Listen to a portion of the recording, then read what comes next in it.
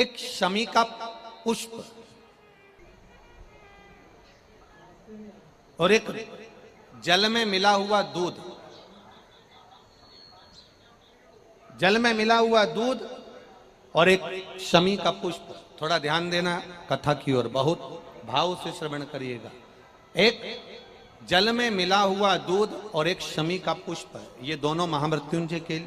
जप के लिए, महामृत्युंजय अनुष्ठान के लिए, महामृत्युंजय मंत्र के लिए बड़े प्रबलता का कार्य करते, बड़े प्रबल। ध्यान दीजिएगा, जब आपको लगे कि आपके परिवार में अगर कोई दुखी है, किसी को बहुत कष्ट आ गया, कोई बहुत ज़्यादा कर्जे में लदालुम हो गया और उसने विचार करा कि मैं तो मर जाऊं तो अच्छा है या मैं सुसाइड कर लूं तो अच्छा है, अब उनसे निवेदन रहेगा कि मरना मना नहीं, पर थोड़ा प्लान लेट बनाओ मरने का। हम ये नहीं कर रहे कि तुम मत मरो, पर थोड़ा प्लान लेट करो। आज मरने का विचार करा है तो थोड़ा सा 15 दिन रुक जाओ, फिर विचार करना 15 दिन बाद, 20 दिन बाद कि मरूं कि नहीं मरूं। पर एक कार्य जरूर कर कर देखना, रुद्राक्ष की माला से महामृत्युंजय मंत्र का जाप शंकर जी के मंदिर के सम्मुख में नंदीश्वर के पास में बैठकर शिव के सम्मुख को देखते हुए, शंकर के शिवलिंग को देखते हुए, शमी के पुष्प को अपने सामने रखकर एक बार महामृत्युंजय मंत्र का 108 बार जाप कर कर शमी का पुष्प उस पात्र में से, कटोरी में से उठाकर जाप पूरा होने के बाद शंकर को समर्पित करो और शंकर को समर्पित कर कर फिर विचार करना 15 दिन, 20 दिन, 1 महीना रुकना कि तुम्हें बाबा ने जो तुमने मांगा वो तुम्हें दिया कि नहीं दिया। उसके बाद विचार करना कि जाऊं कि ना जाऊं। मरो मरो सब कोई कहे, मर के देखे कोई, मरो तो ऐसा मरो कि फिर संसार सागर में जन्म ना होई। बार बार मरोगे फिर जन्मोगे, फिर मरोगे फिर जन्मोगे, फिर मरोगे फिर जन्मोगे। ऐसा मरण और जन्म से पीछा कैसे छूट जाए, उसका क्रम धारण करना है। आ गया टेंशन, ऐसा कोई संसार में नहीं जन्मा जिसके मस्तक पर टेंशन नहीं आया, कोई चिंता नहीं आई, कोई चिंता सम्मुख में नहीं पहुंची, ऐसा कोई जन्मा ही नहीं। आ गया थोड़ी परेशानी, आ गया थोड़ा कष्ट, एक शमी का पुष्प सम्मुख रखकर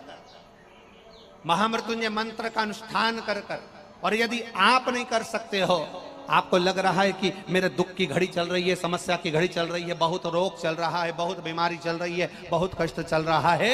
उस समय पर आप अगर नहीं कर सकते हो तो जो आपके प्रिय, आपके स्नेही, आपसे मिलने वाले जो ब्राह्मण देवता, जो भू देवता हों, उनके चरणों में जाकर नमन कर कर, प्रार्थना कर कर, उनसे विनय कर कर कह सकते हो, महाराज जी बहुत टेंशन का जीवन चल रहा है, बहुत कष्टमय जिंदगी चल रही है, आप कृपा करो मेरे लिए एक बार महामृत्युंजय का अनुष्ठान शमी का पुष्प रख कर दीजिए। बाबा ब्राह्मण देवता, मुझे विश्वास है कि मेरा भोलेनाथ मेरा हाथ पकड़ लेगा और मुझे इस भवसागर से पार उतार देगा। एक